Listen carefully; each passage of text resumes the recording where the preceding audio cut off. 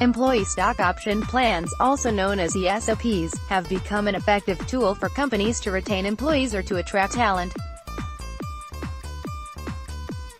Particularly in the case of startup companies, employees may unlock much value if the product or service of the company finds its ground.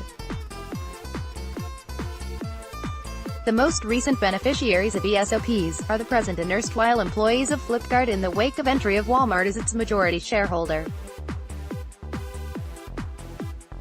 Since buyback from existing shareholders seems to be the part of the scheme, these employees would have the opportunity to encash their holdings.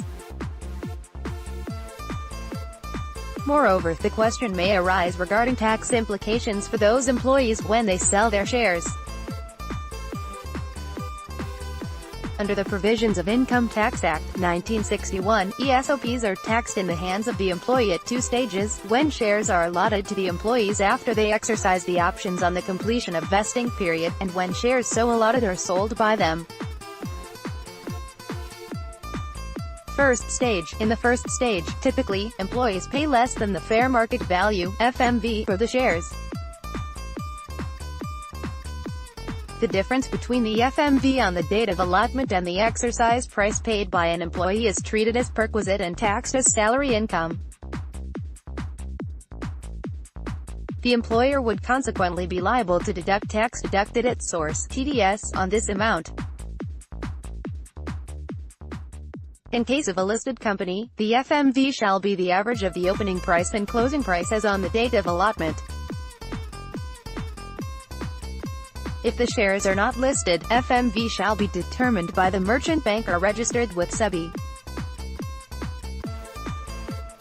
Second stage. In the second stage, employees shall be liable to pay tax on the gains arising from the transfer of shares.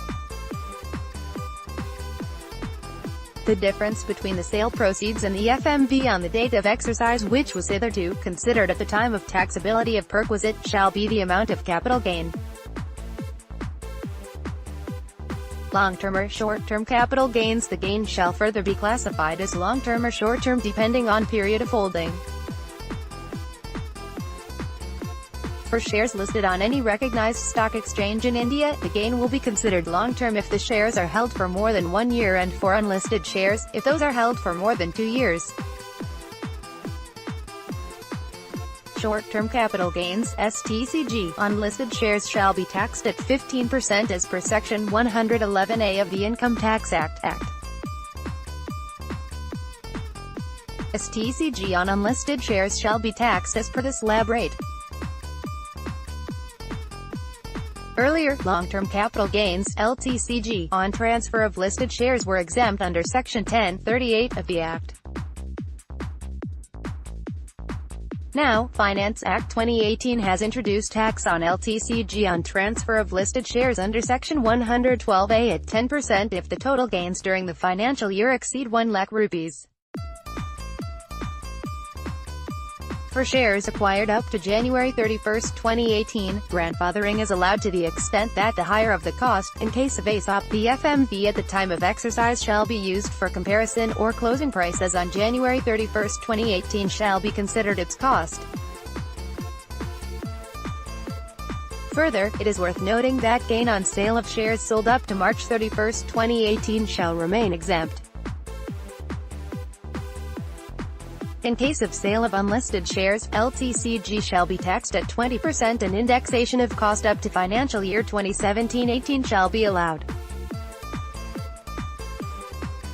Also worth noting that as per Section 1034A of the Act, capital gain from the sale of shares will not be taxable in the hands of employees if such shares are not listed on any recognized stock exchange and are bought back by the company. In the case of Flipkart employees, one of the possibility is that Flipkart would be buying back shares from its employees on which it would be paying distribution tax at 20% plus surcharge and cess, and no gains shall be taxed in the hands of the employees. But the position would apply only in the case when the ESOPs are granted by Flipkart India. Watch see business video here. There is also the possibility that Esops are granted by Flipkart Singapore, which is not listed in India, and hence, for tax purposes, Esops would be treated as unlisted shares and treatment meted out above for unlisted shares shall apply. Distribution tax will not apply, and accordingly, the gain on buyback would be treated as capital gains in the hands of employees. By Amit Maheshwari and Sandeep Sehgal, the writers are partner and director tax.